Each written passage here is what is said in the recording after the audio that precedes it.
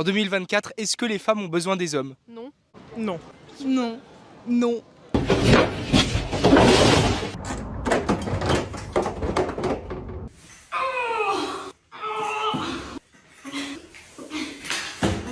It's terribly wrong.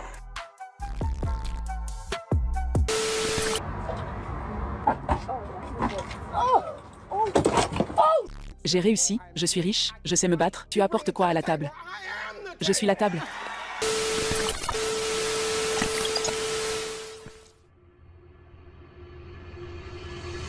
Je n'ai pas besoin d'un homme. J'ai mon argent, ma voiture, mon appartement, mon travail. Cette phrase, on l'entend partout. Sur TikTok, dans des podcasts, dans des discussions entre amis, parfois même dans les stories Instagram de Tata Yvette, avec une musique de Beyoncé en fond et une légende du genre « I'm an independent woman, I don't need a man ». En français, je suis une femme indépendante, je n'ai pas besoin d'un homme. C'est devenu presque un slogan moderne. Mais derrière cette phrase, il y a une question beaucoup plus profonde. Est-ce que les femmes n'ont vraiment plus besoin des hommes ou est-ce qu'elles ont simplement peur d'avoir besoin de quelqu'un qui pourrait les décevoir? Salut à toi et bienvenue. Moi, c'est Christian. Installe-toi confortablement parce qu'aujourd'hui, on va décortiquer ce sujet qui fait beaucoup de bruit sur les réseaux sociaux, le fameux « I don't need a man ». Avant de plonger dans le vif du sujet, n'oublie pas de t'abonner, d'activer la petite cloche sous la vidéo. C'est gratuit, ça soutient la chaîne et ça t'évite de rater nos prochaines discussions.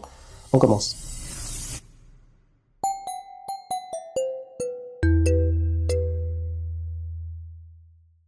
Alors, on l'entend partout. C'est devenu la bande son officielle de toutes les vidéos de Boss Lady. En gros, le message c'est « Je n'ai pas besoin d'un homme. Si j'ai mon argent, ma voiture, mon appartement, mon travail, donc à quoi un homme me servirait-il? Je n'en ai tout simplement pas besoin. » C'est un peu le slogan de l'époque. Mais si on gratte un peu sous le vernis, on se rend compte que derrière cette punchline, il y a souvent une question beaucoup plus piquante. Est-ce que c'est de la vraie autonomie ou alors est-ce que c'est juste une armure pour éviter d'être déçu une fois de plus? Alors si je fais une analogie, c'est un peu comme dire « Je n'ai pas besoin de Wi-Fi, j'ai des livres ». Alors qu'au fond, tu rêves en secret de scroller sur Insta, mais que ton routeur t'a lâché 3 fois cette semaine. Alors pour comprendre bien pourquoi cette phrase est partout, il faut regarder d'où on vient. Attention, je ne vais pas vous faire un cours d'histoire poussiéreux, mais rappelons simplement les faits historiques. Il faut être honnête, pendant des siècles, l'homme pour la femme, c'était un peu comme un abonnement combiné de Netflix plus assurance vie plus compte en banque. Si tu n'avais pas de mari, tu n'avais pas de compte en banque, pas de statut et parfois même pas le droit de respirer sans demander la permission au daron ou alors à ton conjoint. Pendant des siècles, l'homme était un peu une stratégie de survie pour les femmes. Elle n'avait pas de compte en banque propre à elle, pas le droit de signer un contrat ou encore un document et parfois même pas le droit de travailler sans l'aval du mari. L'homme, c'était le protecteur, le pourvoyeur de fonds, le garant social. Si tu n'avais pas de mari, tu n'avais pas de toi. C'était aussi simple et brutal que ça. Alors, quand la société a enfin ouvert les vannes, donc le droit de vote, l'accès aux études, l'indépendance financière, c'est normal qu'il y ait eu une sorte d'effet de ressort. C'est un peu comme si tu avais été enfermé dans une pièce pendant 20 ans et que tout d'un coup, on t'ouvrait la porte. Tu ne vas pas juste sortir tranquillement. Tu vas courir dans la rue en hurlant « Je n'ai besoin de personne ». Alors, administrativement, est-ce qu'elles ont tort? Je ne crois pas. Mais c'est là que le virage devient serré.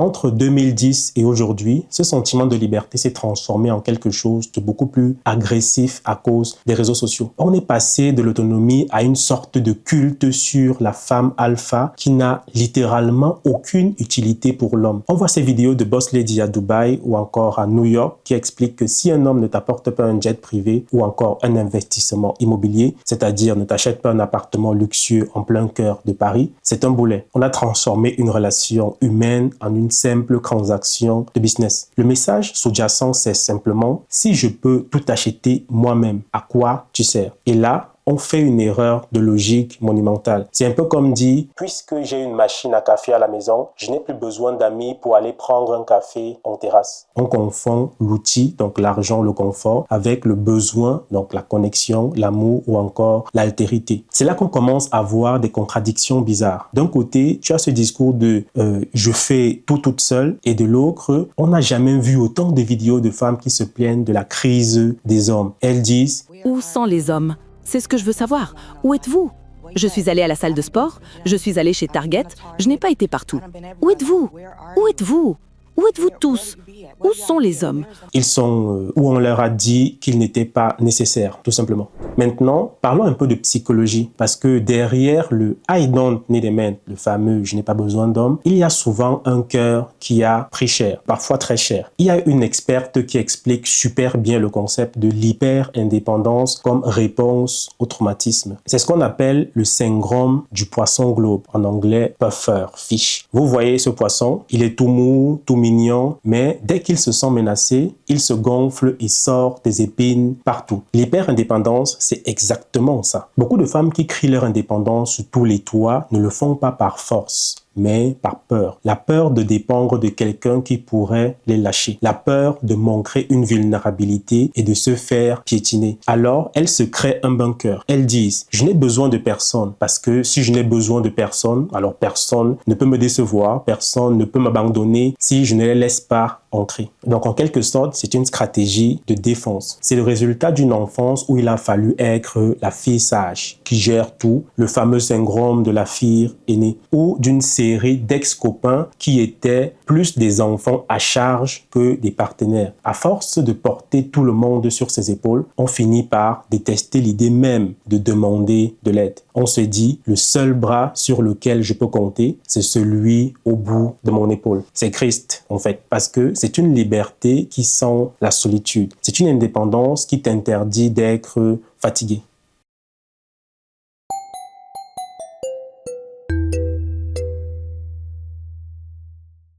Et c'est là qu'on arrive au moment où la théorie se fracasse contre le mur de la réalité physique. Parce que la vie, ce n'est pas qu'un compte Instagram avec des filtres. La vie, c'est de la mécanique, c'est de la plomberie, c'est de la force brute et c'est de la spécialisation. Regardez ces vidéos, elles sont fascinantes.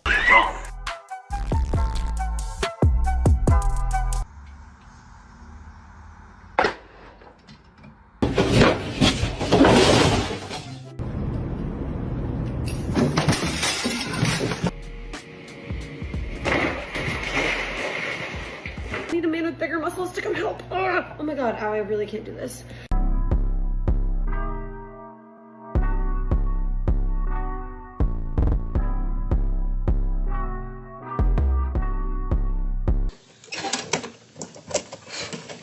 Honey! Honey!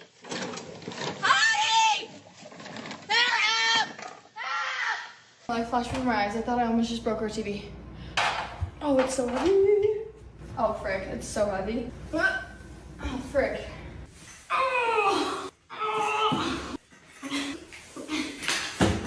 Par exemple, dans cette vidéo, on y voit une jeune femme très sûre d'elle qui décide de faire elle-même la vidange de sa voiture parce que, vous savez, les hommes, ça ne sert à rien. Elle prend une bouteille d'huile d'olive, elle le verse dans son moteur. Les gars, l'huile d'olive, c'est pour la vinaigrette. Vrai comme Monini, une huile qui naît de 100 ans d'expérience italienne.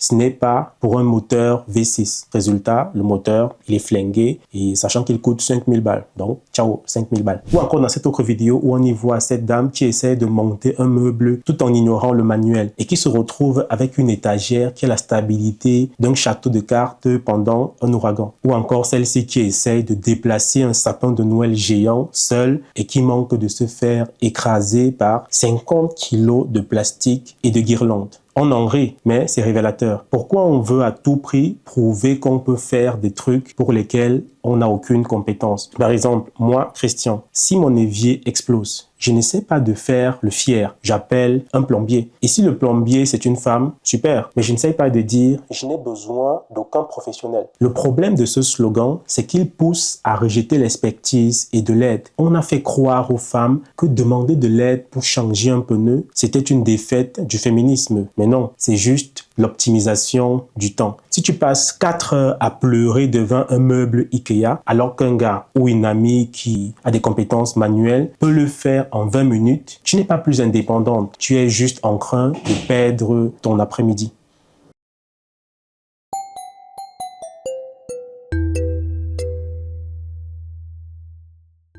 Il y a une réflexion super intéressante dans l'une des vidéos sur le fait que personne n'est complètement indépendant sur cette planète. Réfléchissez-y 2 secondes. Vous vous dites indépendante. Oui, mais qui construit votre maison? Qui a goudronné les routes sur lesquelles vous roulez? Qui s'occupe de maintenir le réseau électrique pour que vous puissiez charger votre iPhone et dire que vous n'avez besoin de personne? Si demain le réseau d'eau lâche, vous allez creuser un puits avec vos ongles vernis? Non, je ne pense pas. On vit dans une société d'interdépendance totale. Les hommes ont besoin de femmes, les femmes ont besoin des hommes. Les citadins ont besoin des agriculteurs. Prétendre qu'on peut s'extraire de ça, c'est un caprice de riche. C'est parce qu'on vit dans une société ultra confortable qu'on peut se payer le luxe de dire qu'on a besoin de personne. Pour ceux qui, comme moi, viennent du Cameroun ou encore d'un pays d'Afrique subsaharienne, je pense qu'ils comprendront sans que je ne dise quoi que ce soit. En Occident, on confond autonomie financière et autosuffisance existentielle. L'autonomie, c'est pouvoir se barrer d'une situation toxique. Et ça se comprend. L'autosuffisance, c'est croire qu'on n'a pas besoin de la chaleur humaine d'un partenaire. Et ça, c'est un mensonge biologique.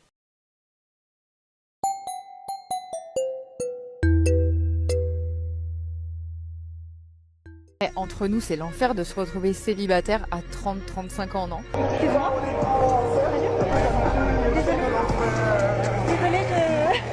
Est-ce que je suis la seule à bientôt avoir 30 ans, ne pas avoir de mec? J'ai vécu une rupture cette année. Alors, c'est là que le sujet devient un peu sérieux. J'ai vu passer énormément de témoignages de femmes qui ont passé leur vingtaine à courir après ce rêve de femmes indépendantes. Ils nous ont fait croire que c'était une position prestigieuse de se vanter d'avoir son propre boulot, sa propre carte de crédit et sa propre voiture. Du coup, j'ai pas besoin d'hommes. Les gars, je suis tellement déprimée que j'invite des mecs à sortir. Je leur demande directement. Je ne dis pas ça comme si je leur donnais mon numéro. Je fais ça directement par SMS. Vous voulez bien aller voir ce film avec moi? Je ne veux pas y aller seule. J'ai juste envie de me blottir contre quelqu'un. Elles ont le job, elles ont l'appartement, elles ont même le chien. Mais à 35 ans, elles réalisent un truc. Le soir, quand elles rentrent chez elles, l'appartement, il est magnifique, mais il est vide. Et leur salaire ne leur tient pas par la main quand elles ont passé une journée de merde au boulot. La voiture ne leur dit pas qu'elles sont belles quand elles se réveillent avec une petite mine. Et biologiquement, pour faire un enfant, il faut un partenaire. Vous savez qu'il y a des femmes qui littéralement prient à genoux devant l'autel tous les jours pour avoir un enfant. Et puis, il y a des femmes qui choisissent de ne pas en avoir parce qu'elles disent « C'est un sacrifice, je ne veux pas renoncer à ceci ni à cela. On veut être indépendante et vivre pour nous-mêmes. » C'est dingue. Il y a une différence fondamentale entre avoir besoin d'un homme pour survivre et vouloir un homme pour vivre. Beaucoup de femmes disent « I don't need a man », donc je n'ai pas besoin d'un homme. Mais ce qu'elle veut dire en fait, c'est « je ne veux pas d'un homme qui me contrôle ». Et ça, on est tous d'accord. Mais à force de répéter qu'on a besoin de personne, on finit par devenir inapprochable. Les hommes finissent par dire « bah bon, si elle n'a besoin de rien, je vais aller où on a besoin de moi. » Parce que, qu'on le veuille ou non, l'être humain, donc l'homme ou la femme, a besoin de se sentir utile. Si tu enlèves l'utilité à quelqu'un, tu lui enlèves son rôle.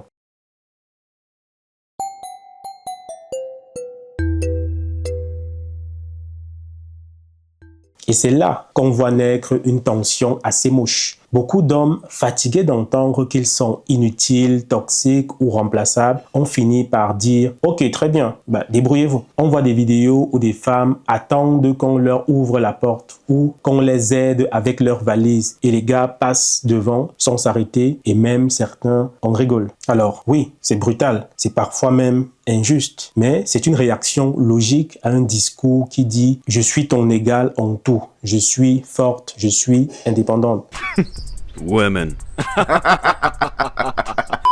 L'homme se dit, si elle est mon égale en force et en autonomie, pourquoi je devrais faire un effort particulier pour elle? On est en train de perdre la galanterie parce qu'elles ont fait de la galanterie une insulte à leur indépendance. On ne peut pas demander le princess treatment tout en hurlant qu'on est une boss lady qui n'a besoin de personne. À un moment, il faut choisir son camp. Soit on est dans une équipe où on s'entraide avec nos forces respectives, soit chacun est dans son couloir et on ne se regarde plus.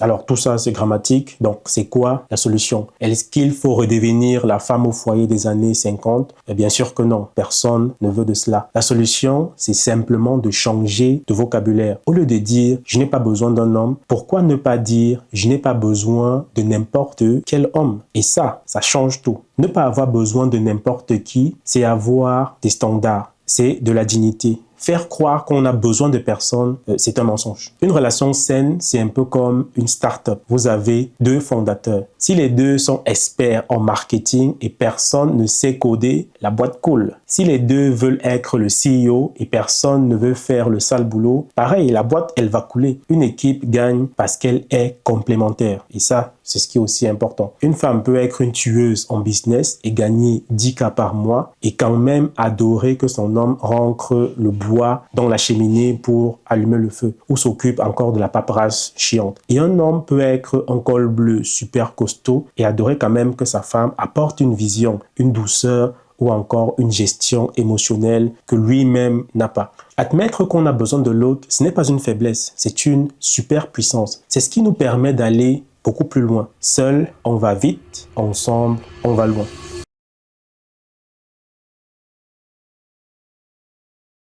Pour finir, j'aimerais m'adresser directement à toi. Si tu es une femme et que tu te tues à la tâche pour prouver au monde entier que tu peux faire tout toute seule, souffle un peu. C'est génial que tu sois capable, mais tu as le droit de déposer les armes de temps en temps. Tu as le droit d'avoir besoin d'un câlin, d'une épaule ou juste d'être quelqu'un qui porte les sacs de course parce que tu es fatigué. Ça ne réduit pas ton compte en banque et ça ne réduit pas non plus ta valeur. Et si tu es un homme, ne te laisse pas démonter par les slogans agressifs. Travaille sur toi, deviens quelqu'un d'utile, de solide, de fiable. Parce que malgré ce qu'on dit sur TikTok, le monde aura toujours besoin d'hommes de valeur. L'indépendance, c'est la liberté de choisir son partenaire. Ce n'est pas l'obligation de s'en passer. Alors, qu'est-ce que vous en pensez? Est-ce que vous trouvez, ou bien selon vous, que ce mouvement d'Independent Woman est allé trop loin? Est-ce que vous avez déjà ressenti cette solitude derrière le succès? Ou au contraire, est-ce que vous pensez que l'indépendance totale est la seule voie vers le bonheur ou alors le succès?